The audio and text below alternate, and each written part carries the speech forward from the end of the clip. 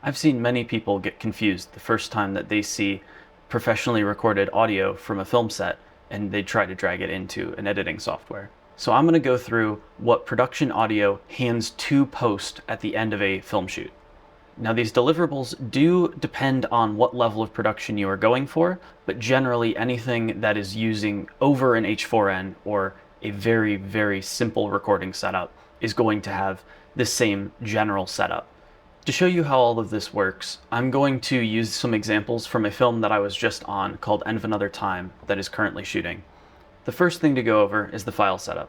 Generally, you'll have one folder per day, and they will be labeled with the name of the project and the day of the recording. So looking at this in context, what this really means is you can see we did 4 days of shoots, and we have one folder for each day of the shoot. Keep in mind, this may vary depending on who your mixer is and if post requested any other ways of doing this deliverable. Next, we can go over how all of the files are named within each folder. Looking at this, you can see that each one of these is labeled as the shot and the take. So this is shot 2A, take 1, this is take 2, this is 2, take 1, and so on. As you can see, here I'm using the letter T as the delimiter between the shot and the take. However, depending on the mixer, it can be anything from a dash to a T to any other character. Now you may notice that along with those files, there's one other file that is a .csv file. This is the sound report.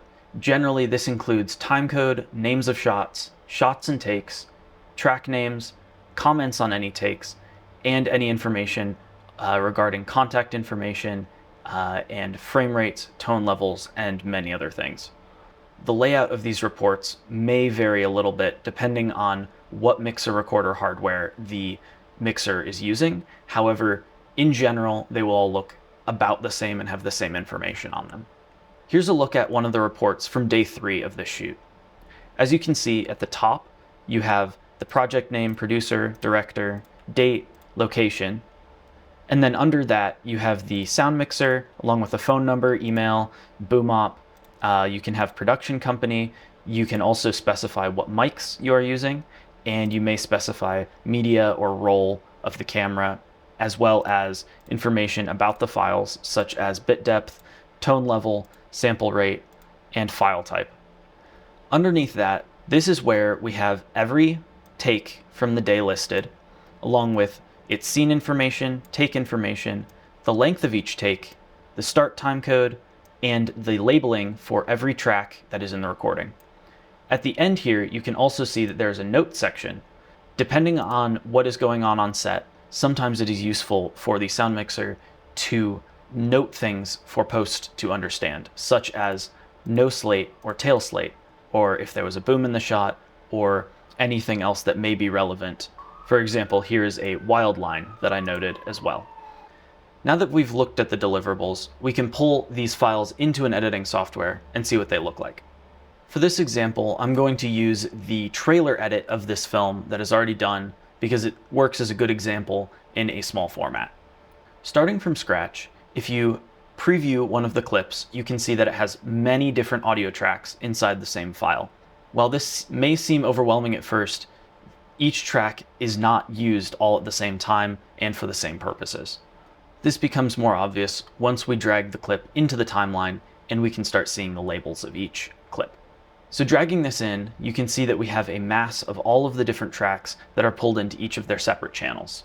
You will also notice that each channel is named corresponding to what the track was named on the recorder. So for example, we have mix left, mix right, boom, and lav 1 through 5. For some reason, certain softwares like not showing you this information. So if you are in one of those softwares instead of Resolve like I am, and are not seeing this information, then you should refer to the sound report, which has all of this information already in any case. Now you will notice that these tracks are labeled with mix left, mix right, and then you have each of the track names individually. This is almost always the format that you will get. You will have any mix tracks first, which include any of the microphones all mixed together, Then you will have each microphone individually on its ISO or isolated track if you need to use those tracks later outside of the mix.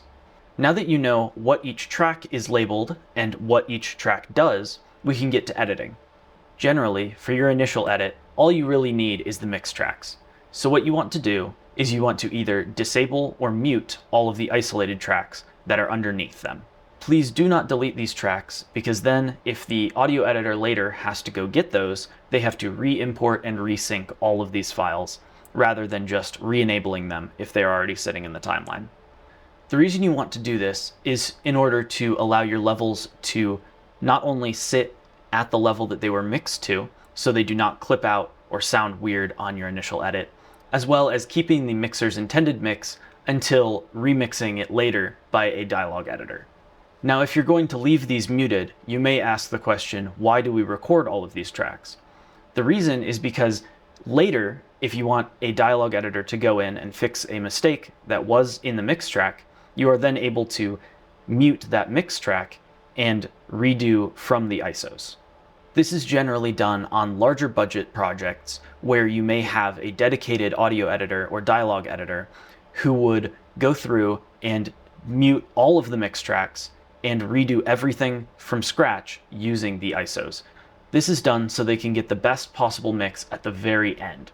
Here's an example of a fully edited mix. The boom op was really great on this, so I did not have to use many of the other tracks. I mainly just used the boom track. However, you can see a couple lavs splattered in as well. So here's back to the project. We see that for this initial opening shot, we are actually using a lav track, and then we cut out to a boom for this wide. And then later for this dialogue scene that happens outside, we have just a single boom track over the entire thing that is going by shot. And then we cut to this lav here for a cutaway, and then we cut back for a little bit of ambience over the end credits. So as you can see, the end result is really not that scary and is incredibly easy to use. The main things to note for a new editor who may not know how to do this yet is that you should be using the mix tracks for your initial edit, and that you can mute all of the other tracks other than typically track 1 and 2 until you are doing a specific audio edit. This will ensure that the edit sounds consistent throughout and doesn't have any major level jumps or other issues from people speaking off screen.